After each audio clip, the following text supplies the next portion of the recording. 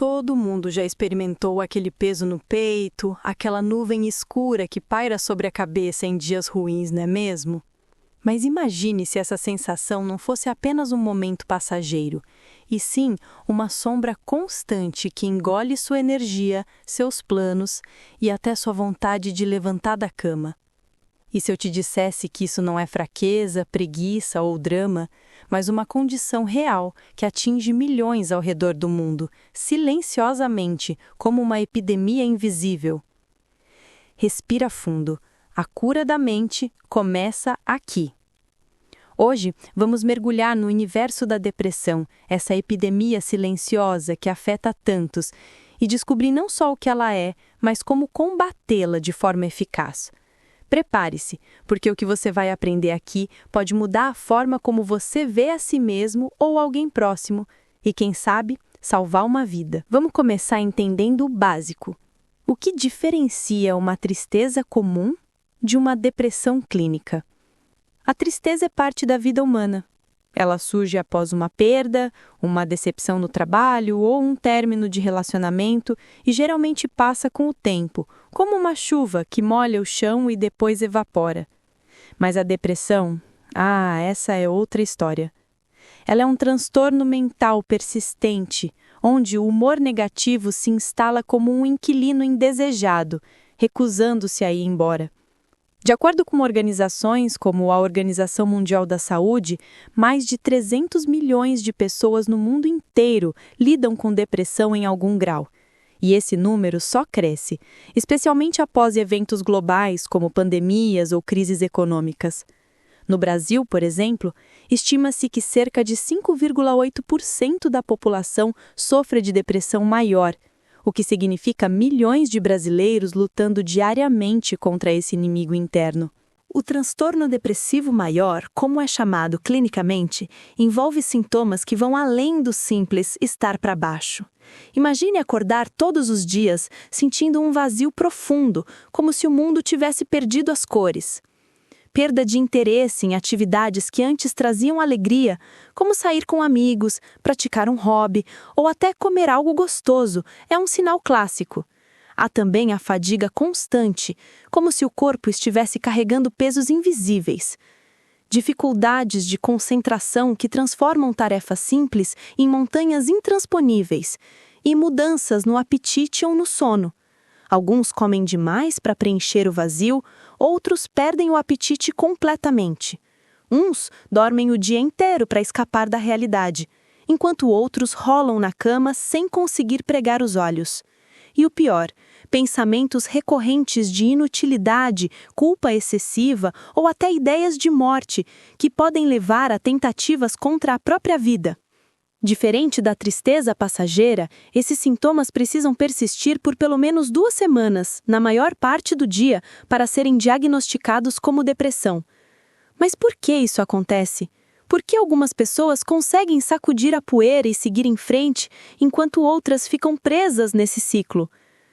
Vamos explorar o lado psicológico primeiro, porque é aí que muitos dos mistérios se revelam.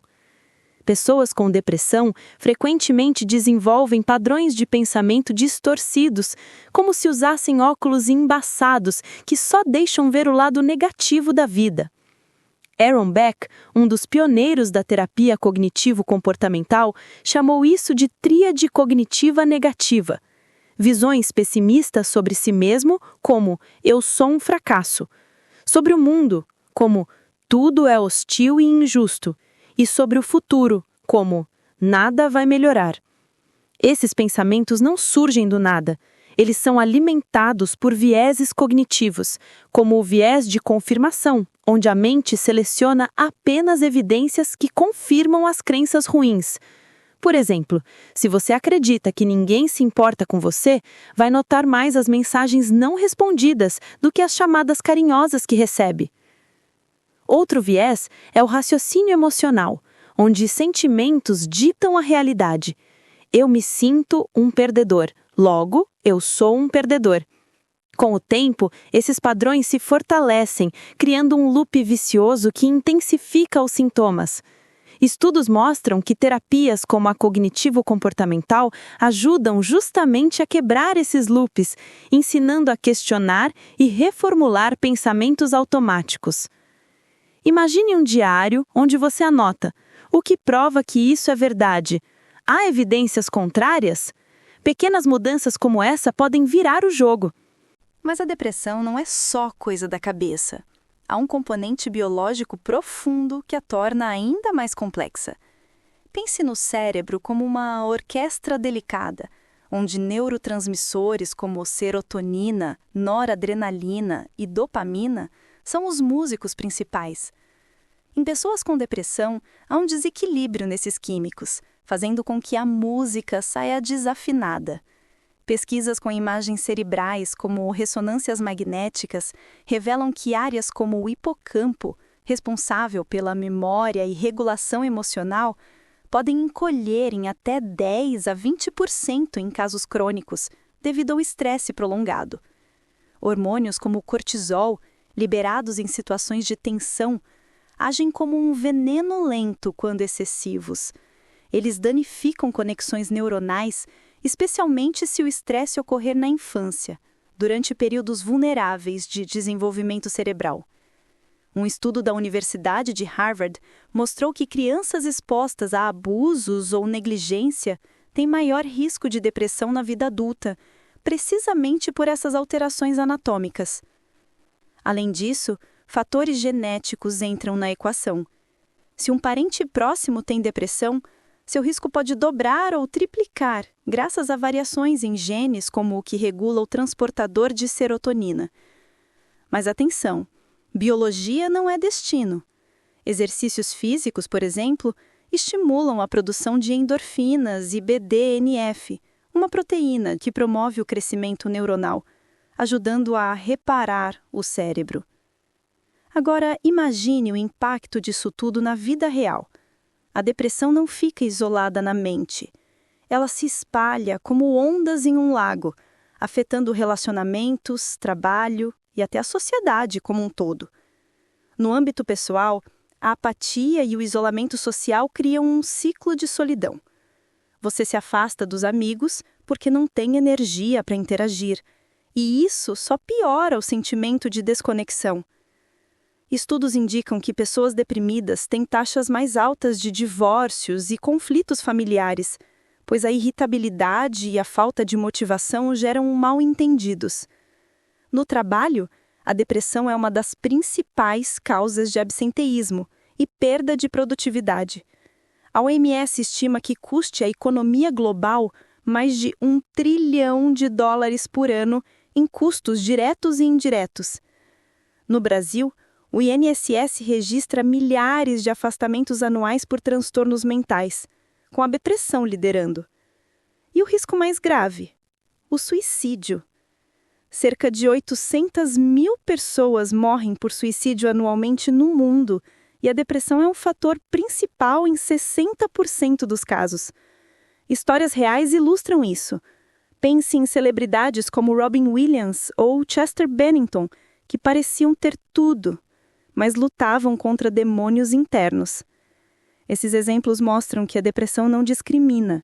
Ricos, pobres, famosos ou anônimos, todos podem ser atingidos. Apesar de toda essa seriedade, ainda há um estigma enorme em torno da depressão. Muita gente pensa que é frescura, falta de Deus ou algo que se resolve com força de vontade. Frases como "levanta e vai viver a vida" só pioram, porque ignoram a realidade biológica e psicológica. Essa visão ultrapassada impede que muitas pessoas busquem ajuda, por medo de julgamento ou por acreditarem que é sinal de fraqueza. Mas a verdade é que depressão não é escolha, é uma doença tratável, como diabetes ou hipertensão. A boa notícia? Avanços na ciência oferecem opções eficazes. Medicamentos antidepressivos, como inibidores seletivos de recaptação de serotonina, SRSS, ajudam a equilibrar os neurotransmissores em cerca de 60 a 70% dos casos, especialmente quando combinados com terapia. Terapias como a Mindfulness-Based Cognitive Therapy reduzem recaídas em até 50%, ensinando a observar pensamentos sem se deixar levar por eles. E estilos de vida: sono regular, dieta rica em ômega 3, de peixes ou nozes e exercícios aeróbicos comprovadamente aliviam sintomas, pois liberam substâncias que melhoram o humor. Aqui vão dicas práticas para quem está lutando ou conhece alguém nessa situação. Primeiro, derrube o preconceito e procure um profissional. Um psicólogo ou psiquiatra pode diagnosticar corretamente e guiar o tratamento. Não espere piorar. Intervenção precoce faz diferença enorme. Segundo, incorpore movimento no dia a dia. Uma caminhada de 30 minutos 3 vezes por semana pode ser tão eficaz quanto medicação leve, segundo pesquisas da American Psychological Association. Terceiro, cultive conexões sociais. Mesmo que pareça difícil, marque um café com um amigo ou participe de um grupo de apoio online.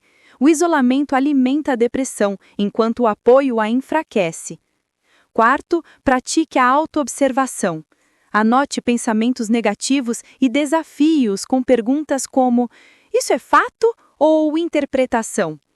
Apps como Mood Kit ou Dailyo ajudam nisso. Quinto, cuide do corpo.